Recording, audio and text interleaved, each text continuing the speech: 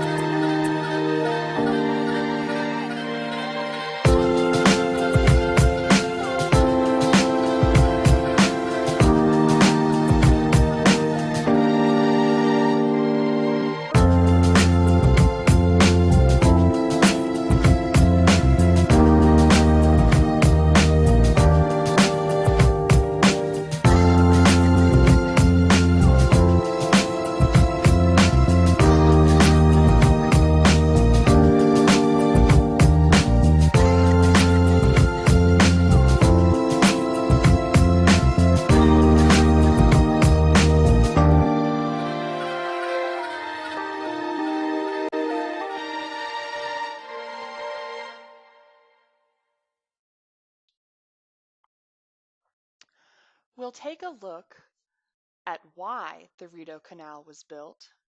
Then we'll look at the construction of the canal. And finally, we'll look at the various uses of the canal. But first, let's look at what a lock is and how it works. Notice the different levels of water on either side of the lock. A boat on the high water side enters the lock and the lock doors are closed.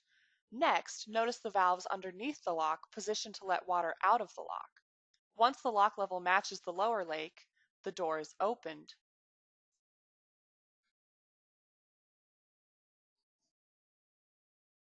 And the boat exits the lock. The process is reversed for boats traveling up to the higher lake level. The lock is filled from above to match the level of the upper lake.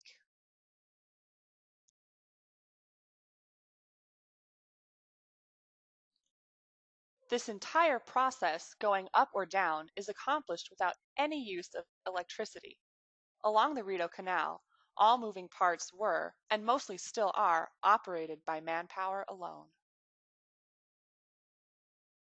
Now, let's look at why this amazing engineering feat was undertaken in the first place.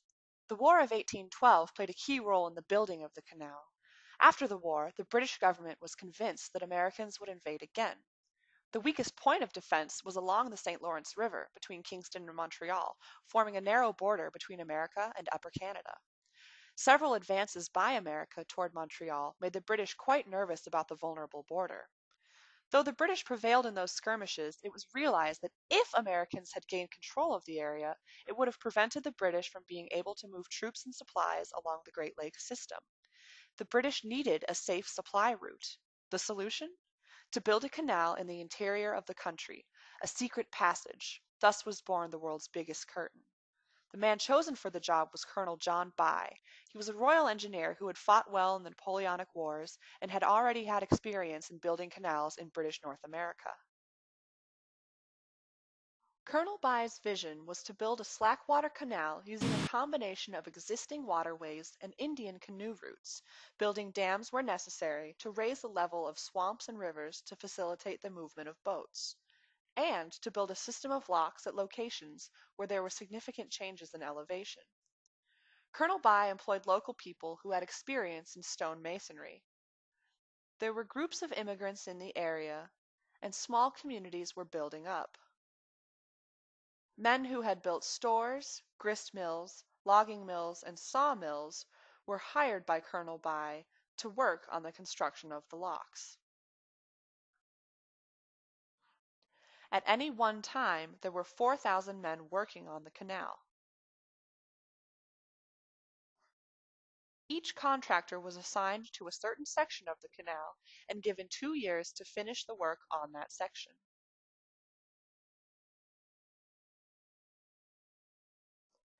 The specifications were such that each lock would accommodate a vessel the size of a steamboat. Every lock has a spillway for water to run around the locks, and there were 47 locks built on the canal over a 5-year period.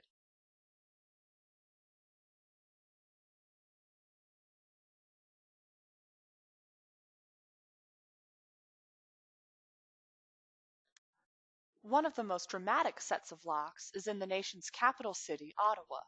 There is a series of 8 locks in a row that lower and raise boats a total of 80 feet. It is a striking sight to see the historic 8 locks adjacent to Canada's national government buildings on Parliament Hill. The builders faced many challenges during the construction of the Rideau Canal. Landscapes of solid granite required adjustments to the plan as well as additional locks. The high water content of the clay used for construction froze in the winter and thawed in the spring, and because of this, several dams collapsed and had to be rebuilt. Workers had cut massive sections of stone to use as the building blocks of the locks, and lock doors were made out of huge beams of wood cut from local forests. The skillful royal miners and sappers helped design waves to move huge stones and timbers for construction of the locks. The stone blocks weighed over 1,000 pounds apiece, and they were moved in place without the use of anything other than horses, men, and block and tackle. Indentations in the stones were placed so that pincers could grab the stones. Their movements were then guided by the block and tackle equipment, which functioned as a crane. The laborers who built the canal were mostly Irish immigrants working under the supervision of British officers. Their efforts and sacrifices have been commemorated at various places along the 126-mile canal. It was the offer of money and land that drew those workers to the canal construction project. Accidents and disease took a terrible toll on the workers. Conditions in the swamps and bogs were an ideal breeding ground for mosquitoes, which exposed the workers to malaria. There were times in the summer when malaria was so widespread that work completely stopped. There were no hospitals or places to treat the workers, and as a result, many died and were buried along the banks of the canal.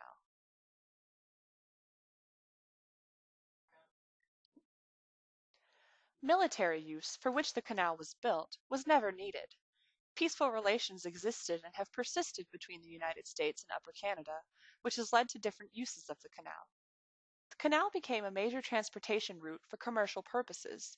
Goods and people were transported for settlement of new communities and for linking communities that had previously been isolated. The canal was a precursor to railways and highways. Even though the uses have changed, the canal and locks are operated today in the same way as when the canal opened in 1832. Now, the canal system provides an abundance of recreational opportunities for boaters, fishermen, hikers, sightseers, and tourists. It is also the home for the Queen's University Biology Station, a major research facility located on Lake Opinicon. The canal has been designated as a UNESCO World Heritage Site. The Ottawa Lock section of the canal is also recognized in the Guinness Book of World Records as having the world's largest ice skating rink. Enjoy a scenic tour of the lakes, locks, flora, and fauna that make up the Rideau Canal.